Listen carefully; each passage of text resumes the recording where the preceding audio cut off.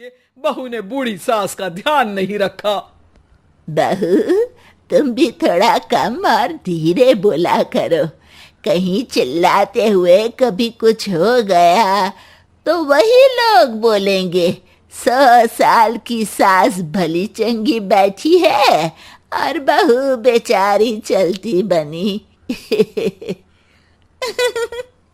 वैसे मम्मी जी, दादी बिल्कुल ठीक बोल रही हैं। हैं? क्या ठीक बोल रही है? वो जो कुछ भी बोले वो सास है, पर तुम क्यों बोल रही हो? बहू होकर सास से जुबान लड़ाओगी क्या? ऐसा बोलते हुए निर्मला को धसका उठ जाता है। कहा था ना, मत चिल्ला मत चिल्ला। तुझे बिना सास और बहू से जुबान लड़ाए बिना शांति नहीं मिलती। अरे माँ, दादी की बात सुन लिया करो, तुम्हारे भले के लिए बोलती है ना। अरे कोई भला नहीं, इन्हें बस मुझे परेशान और शो ऑफ करने का शौक है। हाँ। चल झूठी। इस परिवार में 3 पीढ़ी की औरतें रहती है, जिनका हर समय कोई ना कोई अलग ड्रामा चलता ही रहता है, जिससे और किसी का पता नहीं, लेकिन सूरज बहुत परेशान रहता है। माँ, पियाली और दादी, आप तीनों के पास एक दूसरे को सास बहू वाले ताने देने के अलावा कुछ काम हो या नहीं, पर मेरे पास जरूर है। इसीलिए पियाली जरा लंच ले आओ, मुझे ऑफिस भी जाना होता है। इस पर पियाली सूरज को लंच देती है और वो ऑफिस चला जाता है, जिसके बाद तीनों एक बार फिर अपनी बातों या कह लो कि नोक-झोंक में लग जाती हैं। इसी में दिन बीत जाता है। रात को सूरज के साथ उसके दोस्त भी खाने पर आते हैं। पियाली, मेरे कुछ दोस्त आए हैं। सॉरी, अचानक प्लान बना तो बता नहीं पाया। तुम जल्दी से डिनर बना दो ना। अरे वाह रे आलसी माँ की आलसी बेटी, पहले बिना बताए दोस्तों को घर ले आओ, फिर बोलो जल्दी से डिनर बना दो। इतनी जल्दी है तो खुद बना लो।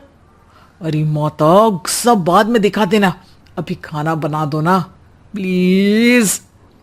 ऐसा बोल के सूरज दोस्तों के पास जाकर बैठ जाता है और पियाली डिनर की टेंशन में अपनी सास के पास पहुंच जाती है, जो अपने कमरे में आराम कर रही होती है।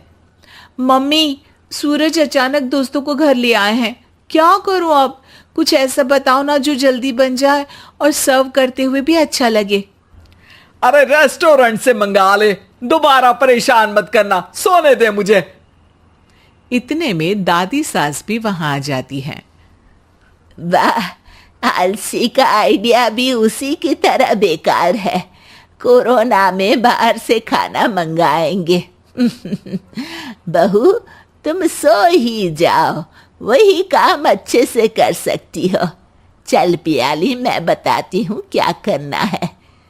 इस पर दादी सास पियाली के साथ मिलकर सारे मेहमानों के लिए खाना बनाती है, जिससे उन्हें ज्यादा मेहनत भी नहीं करनी पड़ती और सबका पेट भी भर जाता है। दादी के इस आइडिया से पियाली और सूरज बहुत इम्प्रेस हो जाते हैं। दादी, क्या यही खाना आपकी इस उम्र में इतना एक्टिव रहने और एंडलेस लाइफ का राज है? वैसे दादी ने आज तक राज किसी को बताया नहीं। इन्होंने ससुर जी तक को नहीं बताया, तभी तो वो ऊपर पहुंच गए और ये अभी तक यही है। तेरी सास मेरे ऊपर पहुंचने का ही इंतजार कर रही है, पर इस आलसी का ये सपना पूरा नहीं होने वाला। क्यों जी, अमर होने का वरदान लेकर आई हो क्या? अमर का पता नहीं, पर लगता है तुझसे लंबा जरूर जी लूंगी। इससे पहले कि दोनों सास बहू में कोई बहस शुरू होती, पियाली बीच में बोल पड़ती है। ठीक है, आप दोनों लड़ क्यों रही हैं? हम तो चाहते हैं कि आप दोनों हमारे साथ हमेशा रहें।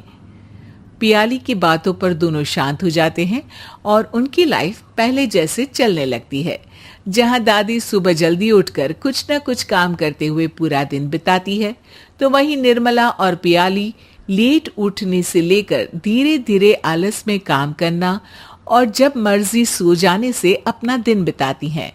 एक दिन निर्मला की सहेली उनके घर आती है। अरे क्यों रे निर्मला, कैसे चल रही है जिंदगी? सब बढ़िया, बस ये बुढ़िया ऊपर जाए तो ज्यादा अच्छा होगा। अरे ऐसा क्यों बोलती हो? तुम्हें तो उनसे सीखना चाहिए, वो बहुत फुर्तीली हैं। मैं उन्हें रोज मॉर्निंग वॉक करते हुए देखती हूँ, और वहीं तुम और तुम्हारी बहू हैं जिन्होंने शायद सुबह का सूरज आज तक देखा ही नहीं होगा। सहेली की बात सुनते ही निर्मला भड़क कर चिल्लाते हुए पियाली और अपनी सास को वहां बुलाती है, जिनके साथ सूरज भी वहां आ जाता है, और ये सब देख सहेली वहां से चली जाती है। अरे सासू माँ, आपको हमसे क्या दिक्कत है? अब तो मेरी सहेलियां भी आपकी वजह से मुझे ताने देने लगी है। मम्मी जी, कुछ तो लोग कहेंगे, लोगों का काम है कहना, आप इग्नोर करो ना। अच्छा वैसे महारानी, वो तुम्हें भी वही सब बोल रही थी? है? मैंने क्या किया? अरे किलस क्यों रही हो? अब तो समझो और अपना लाइफस्टाइल सुधारो। ओ मोरी मैया, अब हमारा लाइफस्टाइल भी खराब हो गया क्या? आपका तो हाई फाई है ना, बस उतना ही ठीक है। तुम लोग हमेशा पूछते हो ना कि मेरी इस उम्र और अभी भी इतने एक्टिव रहने का राज क्या है, तो वो ये लाइफ स्टाइल ही है, जिसे हाई फाई नहीं पर सिंपल कहते हैं। दादी, अब कहना क्या चाहती हो? यही कि मैंने अपनी जिंदगी में बहुत किताबें पढ़ी हैं, जिनमें एक किताब से मुझे ये समझ में आया कि हम कितने गलत तरीके से जिंदगी जीते हैं। उसी के बाद मैंने एक अच्छे जीवन के लिए इकिगाई रूल अपनाया, जिसका मकसद तो सिर्फ अच्छा जीवन जीना था। इतना लंबा कैसे जी गई मुझे खुद अचंभा होता है। ओह, तो मतलब आप मुझे परेशान नहीं करती थी? वो तो आप करती हैं। वैसे ये इकिगाई क्या है? थोड़ी रिसर्च खुद भी कर लो आलसियों, सब मैं ही बता दूं क्या?